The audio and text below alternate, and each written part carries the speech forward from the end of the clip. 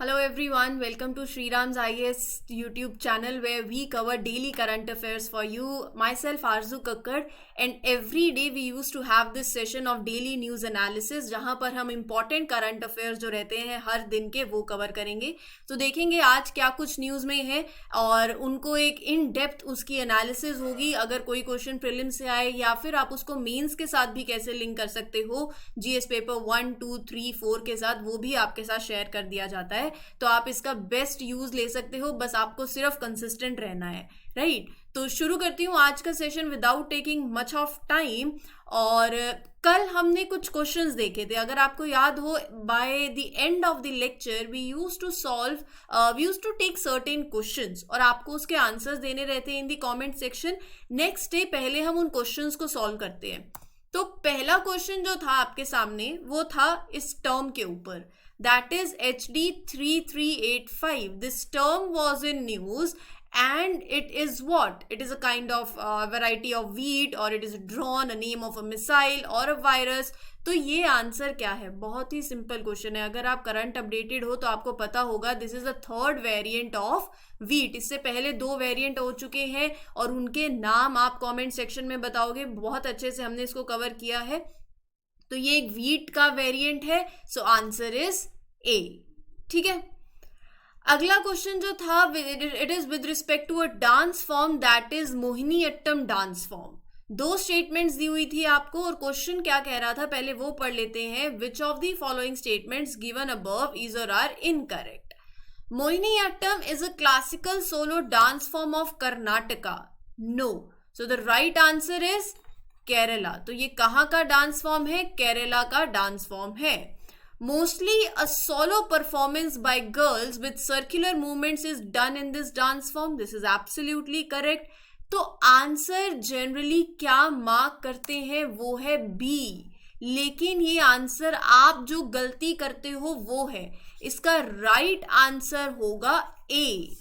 अब ये क्या लॉजिक है? लॉजिक है ये इनकरेक्ट टर्म का. हम फटाफट मार्क कर जाते हैं कि answer is B, second statement is correct, लेकिन उन्होंने करेक्ट पूछा ही नहीं है आपसे. वो पूछ रहे हैं कि भैया हमें ये बता दो कि इनकरेक्ट स्टेटमेंट कौन सी है. सो यहाँ पर जो गलत स्टेटमेंट है वो है option A, because this is not a solo dance form of Karnataka, it is of Kerala. तो A is the wrong statement, A is incorrect, so answer will be A. पता सब कुछ होता है, बस अटेंटिव नहीं होते हैं, क्वेश्चन ढंग से नहीं पढ़ते. फिर हमने कल प्रगति प्लेटफॉर्म के बारे में डिस्कस किया था, जो कि मैंने आपको बताया था कि आपके पेपर 4 के साथ भी बहुत अच्छे से लिंक होता है. रिसेंटली 41st एडिशन हुआ था. Yes, 41st edition of proactive governance and timely implementation interaction, जिसका फुल फॉर्म है, शॉर्ट फॉर्म है प्रगति. ये हुआ जहां पर हमने मिशन अमृत सरोवर के बारे में भी पढ़ा था, अगर आपको याद हो तो, जहां हमने बात करी थी कि बाय 15th of August 2023 इस मिशन का प्लान है टू क्रिएट 50,000 वाटर बॉडीज. याद आ रहा है कुछ? तो ये एक बहुत ही अच्छा प्लेटफॉर्म है जहां पर ग्रीवियंस रिड्रेसल, प्रोजेक्ट मॉनिटरिंग और प्रोग्राम इम्प्लीमेंटेशन की बात होती है. It promotes cooperative federalism. It is one of the system that brings E transparency and E accountability. तो ये सब कुछ हमने किया था. It is a very innovative project that talks about that has a concept of good governance in it, e governance in it. Right, तो आपके ethics में पेपर 4 के साथ भी काफी अच्छे से आप इसको कनेक्ट कर सकते हो. ये हमने कवर कर लिया था. तो यहाँ पर अब इसके ऑब्जेक्टिव पूछे गए हैं. जनरली क्या होता है, ऑब्जेक्टिव सारे ही हैं, grievance redressal, programme implementation, project monitoring. और उन्होंने बोला है करेक्ट आंसर बताना है. तो ऑल 3, मतलब I am having an option D, so answer will B first, second and third. तो आई होप ये आपको क्लियर हो गया है. अब कल के क्वेश्चंस के अंदर भी कोई डाउट अब बचा तो नहीं होना चाहिए, तो अगर फिर भी कोई डाउट हो तो कॉमेंट सेक्शन में पूछ लेना. आज हम क्या कवर करने जा रहे हैं? पहले तो आज हम देखेंगे एक स्पेसक्राफ्ट के बारे में. Roscosmos successfully launched an empty Soyuz spacecraft. GS paper 3 के साथ आपके लिंक हो सकता है ये, और साथ साथ आप जीएस पेपर 2 से भी लिंक कर सकते हो इंटरनेशनल रिलेशंस में, बट जीएस 3 इज और सबसे इंपॉर्टेंट तो ये आप जीएस तो छोड़ो, आप प्रीलिम्स के साथ, ये प्रीलिम्स में काफी अच्छे सवाल बनते हैं यहाँ से. ये एक ऐसा टॉपिक है जो प्रीलिम्स से ज्यादा क्वेश्चंस कैरी करता है. ठीक है, उसके बाद एक स्कीम के बारे में करेंगे जिसके, हाँ, ये जो स्पेसक्राफ्ट है ना, ये एजेंसी कौन सी है, ये स्पेसक्राफ्ट एम्प्टी स्पेसक्राफ्ट क्यों लॉन्च किया है, इसके पीछे की पूरी स्टोरी है, बहुत अच्छे से कवर कर लेंगे। अगला जो है वो है revised norms for MP LAD, बहुत ही फेमस स्कीम है, सबने पढ़ी होगी, members of parliament local area development scheme. So it directly links with your GS paper 2। क्या रिवाइज नॉर्म्स हैं और ये स्कीम क्या है, ऑलरेडी इसके features, objectives, everything will be covered in detail. Fine. बहुत न्यूज में चल रहा है fossil of an extinct species Dickinsonia that scientist reported in a discovery. Actual में क्या स्टोरी थी इसके पीछे, पहले कोई जियोलॉजिस्ट आए इंडिया के अंदर, उन्होंने क्या डिस्कवर किया, फिर कोई रिपोर्ट गलत हो गई, ऐसे बहुत ही एक स्टोरी फॉर्मेट में, पिक्चर फॉर्मेट में इसको समझने की कोशिश करना बहुत ही दिलचस्प लगेगा आपको। ठीक है, तो ये आपके प्रीलिम से भी इंपॉर्टेंट हो जाता है। अगला जो है वो है first meeting of the culture working group, GS2 paper से आप इसको लिंक कर सकते हो। रिसेंटली अभी G20 की प्रेसिडेंसी इंडिया के पास है, काफी मीटिंग चल रही है, रेलिवेंट है, मेंस में बहुत अच्छे क्वेश्चन बन सकते हैं। यूएन की एक रिपोर्ट है ट्रेंड्स इन मैटरनल मोर्टेलिटी, तो इस रिपोर्ट के बारे में जानेंगे। ये रिपोर्ट क्या कहती है, आप जिसको GS पेपर 2 पेपर 3 के साथ लिंक कर सकते हो, और इसकी फाइंडिंग्स जो है, इंडिया स्पेसिफिक फाइंडिंग्स, वो और भी ज्यादा रेलिवेंट हो जाएंगी, राइट। अगर मैटरनल मोर्टेलिटी की बात है तो फिर यहाँ पर आप विमेन सेक्शन के पॉइंट ऑफ व्यू से देखोगे तो पेपर 2 पेपर 3 दोनों में आप इसको लिंक कर सकते हो। Plans to revive Adi Ganga, the original channel of river Ganga passing through the city of Kolkata. क्या प्लान्स हैं, क्या पॉलिसीज हैं, और ऑलरेडी एग्जिस्टिंग प्लान्स हैं या नहीं है, और एनवायरनमेंट के सेक्शन से भी आप इसको लिंक कर सकते हो। तो GS2 GS3 के साथ इस मेंस में आप इसकी रेलिवेंट है। तो ये कुछ टॉपिक्स होंगे जो आज हम कवर करेंगे। पहले जानते हैं इस स्पेसक्राफ्ट के बारे में and why it is in news. Russia की स्पेस एजेंसी है रोसकॉस्मोस, इसका नाम आपने सुना होगा। मैं क्यों बोल रही हूँ, क्योंकि अगर आपने इंटरनेशनल स्पेस स्टेशन जब सुना हो इसके बारे में, जो लॉन्च हुआ इन 1998, तो उसमें ये एजेंसी, रशियन स्पेस एजेंसी भी इन्वॉल्व थी, रोसकॉस्मोस। 5 स्पेस एजेंसीज इन्वॉल्व थी। अगर आपको याद हो, इंटरनेशनल स्पेस स्टेशन के अंदर, मैं थोड़ा स्पेसक्राफ्ट से पहले अलग जाती हूँ, तो 5 एजेंसी जो है वो इन्वॉल्व थी। नासा इन्वॉल्व थी, जापानीज स्पेस एजेंसी भी इन्वॉल्व थी, यूरोपियन स्पेस एजेंसी भी इन्वॉल्व थी, और कैनेडियन स्पेस एजेंसी भी इन्वॉल्व थी। ये 5 इन्वॉल्व थी। अब जो रशिया है वो यहाँ से एग्जिट ले रहा है, वो अपना इंटरनेशनल स्पेस स्टेशन लॉन्च करना चाह रहा है, और चाइना कर रहा है, जो चाइना कर रहा है अपना इंटरनेशनल स्पेस स्टेशन, उसका नाम आप बताओगे, you have to tell the name in the comment section. ये आपके लिए हो गया है पहले तो एक शुरू में ही होमवर्क। ठीक है, अब बात करेंगे थोड़ा सा इसके बारे में, जो कि है रशियन स्पेस एजेंसी रोसकॉस्मोस। उन्होंने सक्सेसफुली लॉन्च किया है एक empty Soyuz spacecraft to bring back the stranded astronauts in space. बात ये है, स्टोरी पीछे ये है कि एस्ट्रोनॉट्स को भेजा गया था स्पेस में। ये कैप्सूल का नाम है सोयूज MS-22 कैप्सूल। तो इस कैप्सूल में क्या हुआ है, अभी रिसेंटली लीकिंग स्टार्ट हो गई है। So this capsule started leaking coolant, और उसकी वजह से अब आप क्या कर रहे हो, एक एम्प्टी सोयूज स्पेसक्राफ्ट भेज रहे हो ताकि एस्ट्रोनॉट्स को उसके अंदर वापस लेके आया जा सके। ये जो ओवरऑल मिशन है, it was expected to end this mission in March, लेकिन बहुत ही डेंजरस जो है ये स्टोरी अब हो चुकी है, और ये जो करंट आप देख रहे हो न्यूज में है, ये लीकेज स्टार्ट हो गई है। तो ओवरऑल अभी जो एस्ट्रोनॉट्स हैं जिन्हें एम्प्टी सोयूज स्पेसक्राफ्ट भेजा गया है ना, तो अभी वो रिटर्न करेंगे by the month of September. ये जो लीकेज स्टार्ट हुई है, it is due to a micrometeoroid, जो कि एक साइज है of a small rock, and it was hitting the satellite. तो वहां से वो लीकिंग जो है वो स्टार्ट हुई। ये जो unmanned Soyuz MS-23 that is lifted, it is from the Baikonur space centre in Kazakhstan. तो Russian cosmonaut Sergey Prokopyev, Dmitry Petelin, US astronaut Rubio, they had been, मैंने आपको बताया ही है कि they were to end this mission in March, लेकिन अब late होगा और ये they will be returning by the month of September. Roscosmos के बारे में भी आई हैव शेयर्ड, ये एक Russian federation, basically Roscosmos is a state corporation of Russian federation which is responsible for their space flights, aerospace research, और इसको initially it began to be called as Russian space agency. आपको in detail इसके बारे में जानने की ज़्यादा ज़रूरी नहीं है, इसरो के बारे में जान लो वही बहुत है। और इसका हेडक्वार्टर एटलीस्ट पता होना चाहिए, इसका हेडक्वार्टर मॉस्को के अंदर है। और रॉसकॉस्मोस से जुड़ी जो बातें इंटरनेशनल स्पेस स्टेशन में इन्वॉल्व हैं वो भी मैंने आपके साथ शेयर कर दी है। चाइना जो अभी करेंटली अपना खुद का स्पेस स्टेशन लॉन्च करने की बात कर रहा है, अब वो प्रिपरेशन में जो है ही, तो आपको उसका नाम बताना है, ठीक है। ये तो हो गई ये न्यूज़। अब चलते हैं आपकी अगली स्कीम पे, जो कि आपकी जीएस पेपर 2 से काफ़ी रेलिवेंट है। The minister of state for statistics and programme implementation Rao Inderjit Singh sir launch the revise norms. किसके? एमपी लैड स्कीम के। प्रीलिम से बहुत ही अच्छे क्वेश्चन बन सकते हैं, अगर आप देखो तो स्कीम बेस्ड क्वेश्चंस बहुत आते हैं।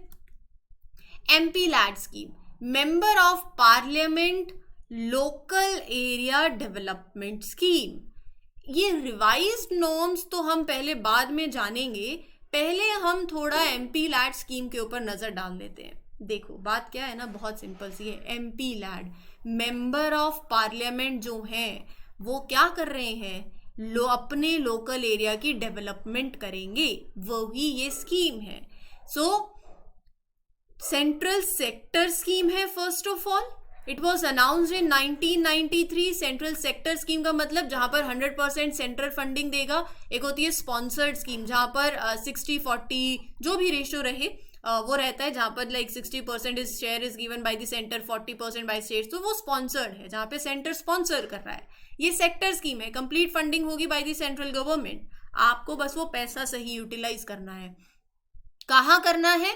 तो यहाँ पर जो मेंबर ऑफ पार्लियामेंट होंगे, that means the MPs, they will recommend the work. आपकी जो कम्युनिटी में जो भी वर्क है, like it related to drinking water, education, health, sanitation and roads, आपकी कॉन्स्टिट्यूएंसी के अंदर, तो वो रिकमेंड करोगे आप। वर्क किसको रिकमेंड करोगे? To the district authority that will execute the project. तो इस स्कीम के अंदर एमपी को हर साल पैसा दिया जाता है, that is 5 crore. They receive that in 2 instalment. जब ऐसा नहीं है पैसा मिला है तो मतलब उसको यूज नहीं करना है, आपसे प्रॉपर रिपोर्ट ली जाएगी, आपको बताना पड़ेगा फाइनली इन द मीटिंग्स कहाँ पर कितना पैसा खर्च हुआ है। और इसी के लिए भी रिवाइज नॉर्म्स भी आए हैं, ताकि और ज्यादा ट्रांसपेरेंसी ला सके। ये जो स्कीम है, ये है जो फंड्स है इसके अंदर, दे आर नॉन लैप्सेबल। मतलब अगर जो खर्चा आपने नहीं किया है तो अगले साल उसको आप कैरी फॉरवर्ड कर लेंगे, ऐसा है। तो लैप्स नहीं होता है fund, that is a non lapsable fund. और यहां पर एमपी रिसीव करते हैं 5 करोड़। एक और इंपॉर्टेंट बात है इसकी फंक्शनिंग में, लोकसभा के एमपी जो हैं दे हैव टू रिकमेंड दी। आपको कोई भी कॉन्स्टिट्यूएंसी ले सकते हो क्या, किसी भी कॉन्स्टिट्यूएंसी में काम कर सकते हो पैसा लेके, ऐसा नहीं है। In case you are a Lok Sabha MP, you have to recommend to the district authority projects in their Lok Sabha constituencies only. अगर आप राज्यसभा के MP हो, then you have to spend it in the state that has elected you to the house. अगर आप nominated member हो, चाहे आप राज्यसभा के चाहे लोकसभा के, तो आप कहीं पर भी anywhere in the country you can recommend the work. तो ये इंपॉर्टेंट है। अगर आप लोकसभा के एमपी हो तो कहाँ पर रिकमेंड कर सकते हो, राज्यसभा के एमपी हो so where you can recommend.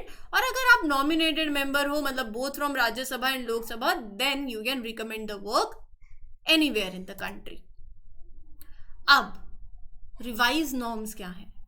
Revise norms हैं, ये जो पैसा मिल रहा है ना, ये एक वेब पोर्टल के थ्रू अब सारा कुछ गाइडलाइंस होंगी और ये ऑपरेट होगा वैसे। तो इससे क्या होगा? Efficiency, transparency, accountability, good governance की बात जो है वो यहाँ आ जाती है। These revised rules will enable the MPs to recommend their works as per the requirement of their constituency. एक न्यू वेबसाइट है, it has been unveiled so as to track the fund flow, कि पैसा कहाँ पर कितना कहाँ जा रहा है। ये स्कीम कोविड-19 के टाइम पे डिसकंटिन्यू कर दी गई थी, क्योंकि ये जो पैसा एमपीज को मिलता था ये कोविड के टाइम पे वहां सारा पैसा लगाया, लेकिन फिर 2021 में इसको रीस्टोर किया गया। and the entire process of the fund flow under these revised guidelines वो अब ऑपरेट होगा थ्रू अ वेब पोर्टल, जिससे कि it will help in facilitating real time monitoring, it will ensure greater transparency आएगी, obviously आएगी, accountability होगी system में, efficiency improve होगी और इफेक्टिवनेस जो है इस स्कीम की वो और ज़्यादा एनहांस होगी। तो इसीलिए ये रिवाइज नॉर्म जो हैं वो लाए गए हैं एमपी लैड स्कीम के अंदर। क्लियर है, सॉर्टेड है, simple easy yet very important. Question बन सकता है, प्रीलिम से भी बन सकता है। देखो प्रीलिम्स और मेंस कभी मत सोचना that they are two different things, as in the preparation एक इंटीग्रेटेड अप्रोच ही रहेगी। ऐसा मत सोचो कि पहले प्रीलिम्स क्लियर कर लेंगे फिर मेंस की प्रिपरेशन करेंगे। किसी भी आर्टिकल को, किसी भी कॉन्टेक्स्ट को दोनों अप्रोच के साथ देखना है, फर्स्ट एडवाइस। सेकेंड एडवाइस, ये जो भी करंट अफेयर्स कर रहे हैं you have to be consistent. एक दिन कर लिया अगले दिन छोड़ दिया, एक दिन कर लिया अगले दिन छोड़ दिया, ऐसे लिंकेज नहीं बनेगी। और एक दिन में करंट अफेयर्स नहीं होते हैं, एवरी डे अगर आप लिंक करते जाओगे तो आपकी जो करंट अफेयर्स में पकड़ है वो स्ट्रांग हो जाएगी। एक और डाउट रहता है, कौन से करंट अफेयर रेलिवेंट है, कौन सा नहीं है। इसका सिंपल सॉल्यूशन है mug up the syllabus. UPSC की प्रिपरेशन शुरू करने से पहले आपको रट्टा मारना है सिलेबस का, तब आप लिंक कर पाओगे कि दिस पर्टिकुलर आर्टिकल मेरे मेंस में इस पर्टिकुलर टॉपिक के साथ लिंक करता है, इसकी रेलिवेंसी यहाँ पर है। बहुत ही ज़्यादा इंपॉर्टेंट है। बिना सिलेबस के तैयारी मत शुरू करना। बहुत सिंपल सी स्ट्रेट सी लाइन है, एक शीट लो, उसमें सिलेबस लिखो, पेपर 1, 2, 3, 4 का खुद से पेस्ट करो वॉल पे, डेली उसको याद कर लो और सिलेबस जिस दिन याद होए नेक्स्ट दिन से प्रिपरेशन शुरू कर देना। ठीक है, ये प्रिपरेशन की एक फर्स्ट पॉइंट है। बिना सिलेबस के कैसे आप आगे बढ़ सकते हो, मुझे तो ये कॉन्सेप्ट भी समझ नहीं आता है। आधे से ज़्यादा बच्चों को तो सिलेबस ही नहीं याद यूपीएससी का, आधी प्रिपरेशन ही वही हो जाएगी जब सिलेबस याद हो जाएगा। ठीक है, आगे चलते हैं। अगली एक रिपोर्ट है, according to United Nations new report trends in maternal mortality. तो ये रिपोर्ट के हिसाब से जरा आप ये देखो क्या कहती है ये report, just give me a minute. हाँ, according to the UN new report trends in maternal mortality of the estimated 2,87,000 maternal deaths recorded in 2020, 70% कहाँ हुई है, इन सब सहारन अफ्रीका। तो ये काफी इंपॉर्टेंट है। मैटरनल मोर्टेलिटी के बारे में आपको पता होना चाहिए और इंडिया स्पेसिफिक और ओवरऑल वर्ल्ड वाइड क्या चल रहा है। मैटरनल मोर्टेलिटी क्या है, किसी को पता है? आप मुझे बताओगे। जहां पर हम बात करते हैं नंबर ऑफ मैटरनल डेथ्स की पर हाउ मेनी लाइव बर्थ्स, ये बता देना। चलो 1 लाख, चलो ये आपके लिए होमवर्क है, ये आपको बताना है। अब क्या है बात, 2020 के अंदर about 70% of all the maternal deaths were in sub Saharan Africa. बहुत मतलब आप देख रहे हो वहां की कंडीशन देख सकते हो आप।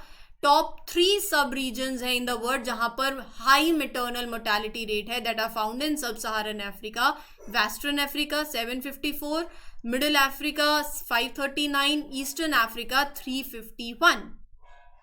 अगर मैं बात करूं on the country level, the similar trend was seen with the South Sudan. आप देख सकते हो 1223, थर्ड में 1063 and in Nigeria 1047, recording an extremely high और greater than 1000 maternal mortality rate. यहाँ पर जहाँ पर जो जब आफ्टर प्रेगनेंसी जो डेथ हो जाती है ऑफ द विमेन, ये उसकी बात हो रही है। इसके काफ़ी रीजंस हो सकते हैं, ब्लड प्रेशर ज़्यादा हो जाना, प्रेगनेंसी रिलेटेड कोई इन्फेक्शन हो जाना, कॉम्प्लिकेशंस हो जाना फ्रॉम द अनसेफ अबॉर्शन, और HIV, एड्स, मलेरिया प्रेगनेंसी के टाइम पे ये कंडीशंस का एग्रीवेट हो जाना, कोई भी रीज़न हो सकते हैं फॉर द मैटरनल डेथ। अगर मैं थोड़ा इंडिया स्पेसिफिक आऊँ तो India recorded the second highest number of maternal death in 2020, coming second at 24,000 to only Nigeria. तो मतलब इंडिया में भी बहुत ज़्यादा मैटरनल डेथ देखने को मिली। आप देख ही सकते हो 2020 में सेकेंड नंबर पर इंडिया था, लेकिन ओवरऑल रिडक्शन इंडिया में बहुत हुई है। गवर्नमेंट की पॉलिसीज, गवर्नमेंट के जो स्टेप्स रहे हैं इस डायरेक्शन में, आप नंबर देख सकते हो, उससे पता चल रहा है कि there has been overall reduction of 73.5% in the maternal mortality rate in India. मतलब 2000 से 2020 तक काफ़ी नंबर हमने डिक्लाइन किया है।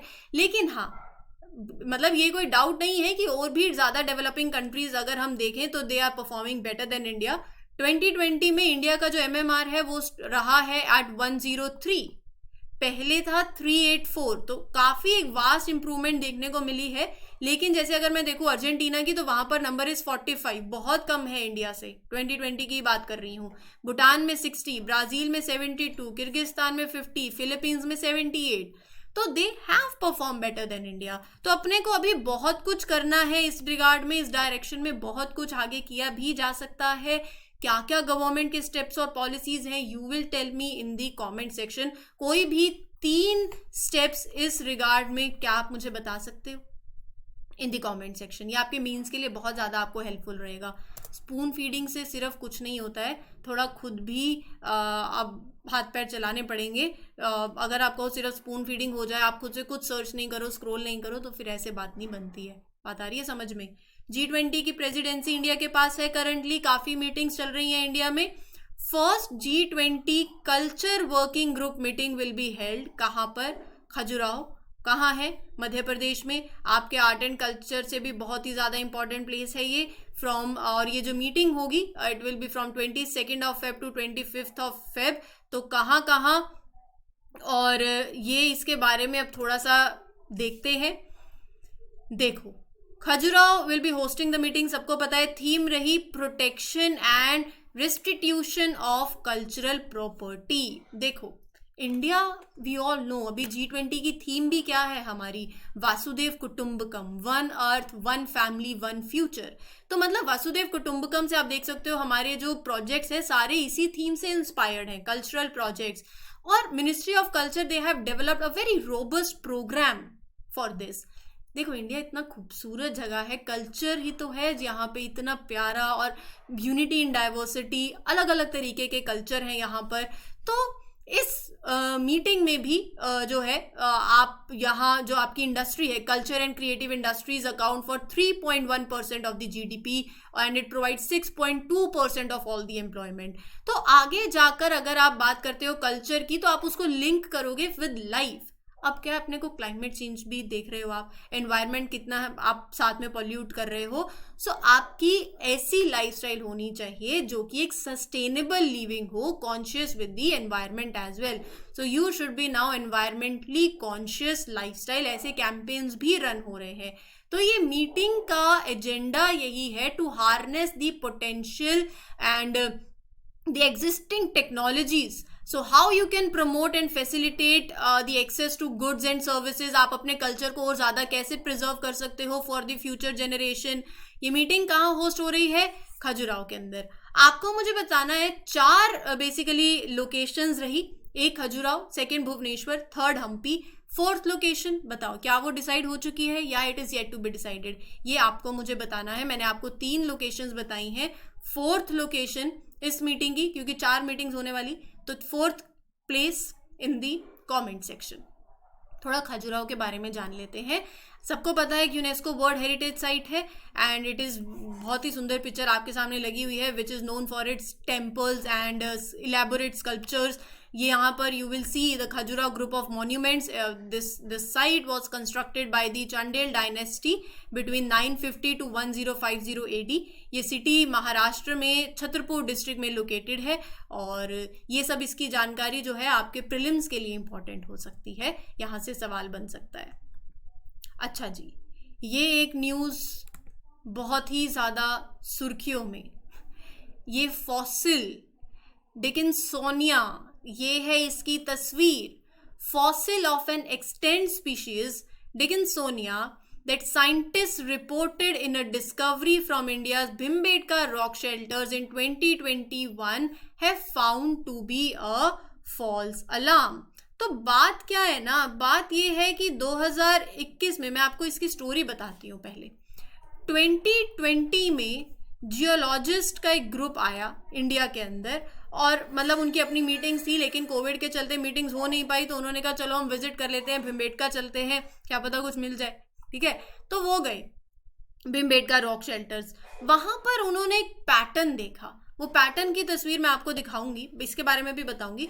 वो एक पैटर्न उन्होंने देखा ऊपर ऐसे वॉल पे, जब हम देखते हैं ना, तो वहां उन्होंने एक पैटर्न देखा। उन्होंने कहा ये तो मतलब पैटर्न जो है ये डिकिंसोनिया से बेसिकली लिंक किया उन्होंने, और उनकी थ्योरी जो है फिर वो ये कहने लग गई कि इंडिया को देखो, इसके पीछे ना जब उन्होंने पैटर्न देखा तो क्या क्या उन्होंने थ्योरीज निकाली, वो रिपोर्ट आई। फिर जो ये स्पीशीज है डिकिंसोनिया, ये स्पीशीज पहली बार ये कहाँ मिली थी, ये आपको पता होना चाहिए, ऑस्ट्रेलिया के अंदर। ठीक है, तो अभी ऑस्ट्रेलिया के अंदर स्पीशीज मिली। अब मैं आपको थोड़ा सा यहां लेके चलती हूँ, गोंडवाना लैंड। ये देखो, ये है आपका ऑस्ट्रेलिया, देख रहे हो, ये है ऑस्ट्रेलिया, ये है इंडिया। तो ये स्टडी से मतलब आप ये फिर आगे फ्यूचर फर्दर स्टडीज करके आप ये बता सकते थे कि ये गोंडवाना लैंड से कब इंडिया, ऑस्ट्रेलिया और कब ये सेपरेट हुए, ये लैंडमास से कंट्रीज जो है कब सेपरेट हुई। तो वहां से आर्ग्यू हुआ कि 550 मिलियन ईयर्स एगो, क्योंकि ये जो टाइम है ये हमें जो ऑस्ट्रेलिया में जो स्पीशीज मिली है वहां से अपने को पता चलता है। तो फिर ये बोलने लग गई कि अभी ऑस्ट्रेलिया के साथ आप इसको लिंक कर सकते हो, बिल्कुल लिंक कर सकते हो कि इंडिया और ऑस्ट्रेलिया दे वर इवोल्यूशनरी नेबर्स नाउ, क्योंकि आपको तो वहां पर वो मिल गई ऊपर एक जो आप भिम्बेटका चले गए थे। ठीक है, अब क्या हुआ इस बार, फिर रिसर्चर्स आए, दूसरे रिसर्चर्स आए फ्रॉम द फ्लोरिडा यूनिवर्सिटी। तो उन रिसर्चर्स ने रिवील किया कि ये जो आपने देखा है ना, ये जो आप बोल रहे हो कि आपको ये ऐसा एक फॉसिल का जो इम्प्रिंट आप बोल सकते हो भिम्बेटका शेल्टर्स में जो आपने डिस्कवरी करी है, ये फॉल्स डिस्कवरी है, ये ऐसा कुछ भी नहीं है। ये एक मधुमक्खी का जो छत्ता होता है, बी हाइव, ये वो है जो धीरे धीरे जैसे ऑब्वियसली डिसमेंटल हो रहा है या हट रहा है धीरे धीरे वहां से, आप ऐसे बोल सकते हो। और ये ऐसे ऐसे कई और उन्हें और भी वहां पर भिम्बेटका शेल्टर्स में पेंटिंग आसपास शेल्टर्स में रॉक केव्स में देखने को मिले हैं। ये ऐसा था पहले, धीरे धीरे करके ये ऐसा हो रहा है। तो ये रिसर्चर्स ने कहा। तो जो पहले रिसर्चर्स आए थे उन्होंने बोला कि हाँ आप सही कह रहे हो, मतलब it can be a false claim, उन्होंने अडॉप्ट भी किया। अब आप इसकी पहले एक बार ये तस्वीर देख लो जिसकी मैं बात कर रही हूँ, डिकिंसोनिया की। ये एक ऐसा एक स्पीशीज है जो कि सी बेड में पाया जाता था, तो मतलब ज्यादा स्क्रॉल वॉल नहीं कर सकता, वहीं पर बेड में पाया जाता है, सी बेड में। तो जो नए रिसर्चर्स आए उन्होंने ये बोला कि ये भी आपको पता है ये तो सी बेड पे मिलता है, तो वो ऊपर कैसे मिल जाएगा उसका इम्प्रिंट, जो भी आपको डिस्कवरी आपने देखी है वहां पर। तो फिर उन्होंने भी एडमिट किया कि जो आपकी रिपोर्ट है वो भी सही है, मतलब वी माइट बी रॉन्ग। अब बात करते हैं थोड़ा सा स्पीशीज के बारे में। एक प्रिमिटिव एनिमल है, जैसे कि मैंने बताया that inhabited sea beds around Australia, China, Russia, Ukraine, right. तो it is believed to be one of the earliest animals to have been existed during that time on the earth, right?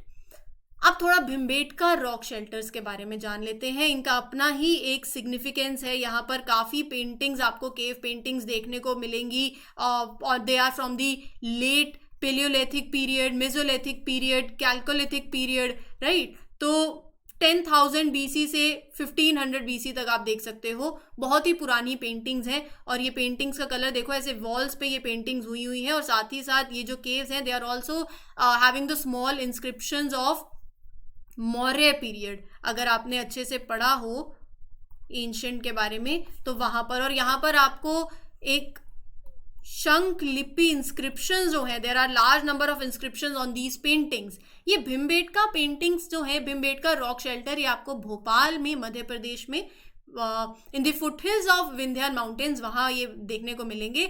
और paintings बहुत यहाँ पर आप ये देख सकते हो, प्री हिस्टोरिक केव पेंटिंग्स हैं जो कि रेड एंड वाइट कलर की हैं, केव वॉल्स के ऊपर है।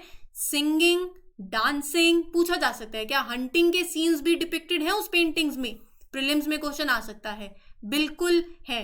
तो ओल्डेस्ट पेंटिंग्स हैं और it is a UNESCO world heritage site also and it exhibits the earliest traces of human life in India. तो यहाँ पर ये जो आप ये देख रहे हो, ये ऐसा मार्क उनको देखने को मिला था ऊपर, जैसे हमारी जो छत होती है ना वैसे ही वहाँ पर। लेकिन ये फिर आगे रिसर्चर्स ने बोला कि ऐसा कुछ भी नहीं है और ये तो एक बीहाइव जो मधुमक्खी का छत्ता होता है ये वो उससे रिजेंबल कर रहा है, ये कोई फॉसिल फ्यूल नहीं है, ठीक है, जो आपको मिला हो। तो ये इसके पीछे की स्टोरी थी। अब आप, आई होप आपको पूरी इस पिक्चर जो है क्लियर हो गई है।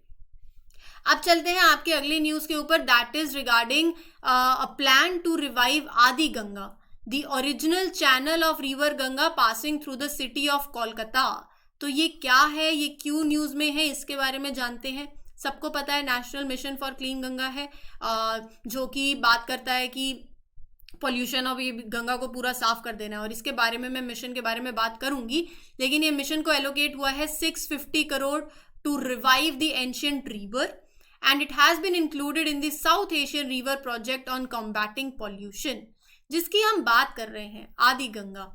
ये जो रिवर है, it was once the main channel of Ganga till the 17th century, लेकिन धीरे धीरे पॉल्यूशन आया और फिर तो पूरी चीज़ें ही बदल गई। आदि गंगा की चॉकिंग होने लगी एंड नेचुरल ड्रेनेज जो है उसने इस बेसिकली उस पॉल्यूशन ने इम्पैक्ट किया, और फिर वाटर ग्रेजुअली धीरे धीरे डिटोरेट होने लगा and it turned into a sewer and rapidly it got encroached. River अब प्रैक्टिकली बात करें तो it is now practically dead and it has turn into a sewer, जहां पर लॉर्ड्स ऑफ फेशियल बैक्टीरिया है, and according to the state pollution control board data dissolved oxygen 0 है। अब बात आती है जहां पर इसको वापस से रेजुविनेट करना है। वेस्ट बंगाल की गवर्नमेंट को डायरेक्ट किया गया है बाय एनजीटी। एनजीटी के बारे में बहुत अच्छे से हमने कवर किया था, अगर आपको याद हो तो, रीसेंट लेक्चर्स में ही। तो अब बात आती है जहां पर वेस्ट बंगाल गवर्नमेंट को डायरेक्ट किया गया है by the NGT to complete its rejuvenation positively by September 30, 2025। ये जो नेशनल मिशन है ना क्लीन गंगा वाला, ये 12 अगस्त 2011 में National Mission for Clean Ganga was listed as a society under the Societies Registration Act 1860। Important है, आपके प्रीलिम से क्वेश्चन बन सकता है, इसको याद में कर लेना। ये जो मिशन है, it is implemented by National Council for Rejuvenation Protection and Management of river Ganga, also known as National Ganga Council. इसको चेयर कौन करता है, मिनिस्ट्री ऑफ जल शक्ति या फिर आर प्राइम मिनिस्टर, कमेंट में बताओगे आप। ऑब्जेक्टिव इसका मिशन का यही है, पॉल्यूशन को कम करना है, रिजुविनेट करना है गंगा रिवर को, and maintain the ecological flow of the river, water की क्वालिटी को इंश्योर करना है, एंड एनवायरमेंट सस्टेनेबल डेवलपमेंट। ठीक है, यहां पर जो आपने कवर किया है उससे एसोसिएटेड 3 क्वेश्चंस हैं, 2 क्वेश्चंस हैं, इनका आंसर मुझे चाहिए in the comment section. Recently Soyuz spacecraft was seen in news, which of the following space agency is associated with this spacecraft. तो आपके पास 4 ऑप्शंस हैं, और नासा है, European space agency, Japanese, Russian. तो इसका आंसर बहुत इजी है आपके लिए, आप बताओगे कमेंट सेक्शन के अंदर। नेक्स्ट क्वेश्चन है related to MP LAD scheme. 2 statements हैं, Lok Sabha MP have to recommend the district authorities projects in their Lok Sabha constituencies only. Nominated members of both Rajya Sabha and Lok Sabha can recommend the works anywhere in the country. Which of the statement given above is or are correct? Correct, इसका answer आप बताओगे, हम इसको कल जो है discuss करेंगे। तो ये 2 क्वेश्चंस थे, और काफी क्वेश्चंस मैंने आपसे इस लेक्चर के बीच में भी पूछे हैं। मैं एक्सपेक्ट करूंगी सभी के answers in the comment section. इसी के साथ आए Aarzoo Kakkar, wish everybody a very best of luck. खुश रहें, स्वस्थ रहें। All you need to do is subscribe to Shriram's IAS YouTube channel for further notifications. Do like this session and share it with your other friends also. Thank you everyone. Take care. All the best.